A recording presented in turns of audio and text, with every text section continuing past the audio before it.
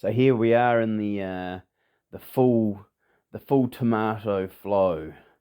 It's very easy to get excited in spring, plant lots and lots of tomatoes, and then you get to this time of the year in the autumn, and there are a lot of tomatoes coming out.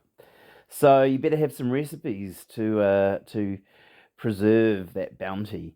So I thought I would do my my hot sauce recipe, but subbing out capsicum for yellow tomatoes, and including a few fiery yellow chilies from the freezer, which I grew a couple of years ago.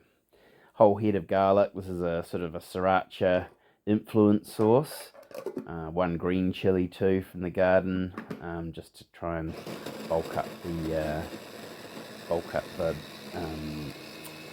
the fresh microbes from the garden. So this is a fermented sauce. It's going to ferment with the natural lactobacillus on the fruit and veg. You can see the little black seeds in there. That's from my Andes chilies, my ricotta, and manzanos. They have black seeds instead of white ones. I'm using the chopper here rather than using the liquidizer. I kind of feel like slightly chunkier, pulpy consistency for the early ferment is preferable. So we've got a couple of batches. Fill the bowl.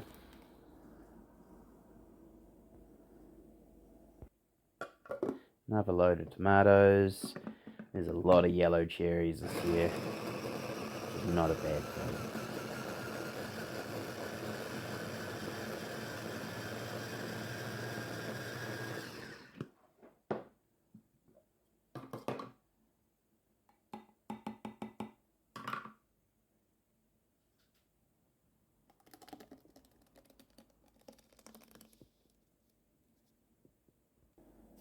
So a little bit of salt in there, a little bit of water.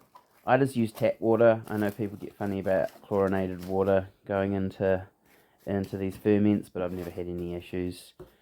Cover it up with wrap, and it's sat overnight in a cool, dark spot. Just starting to get a little bit of action there, just a little bit of fizzing, a little bit of foaming. Should be a nice savoury smell as the ferment gets kicking off.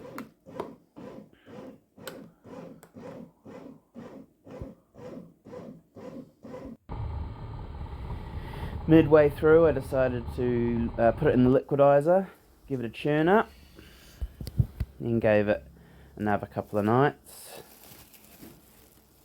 And here we are. You can see the holes forming there. That's from the fermentation. Lactobacillus doing its thing. Now time to sieve out the solids.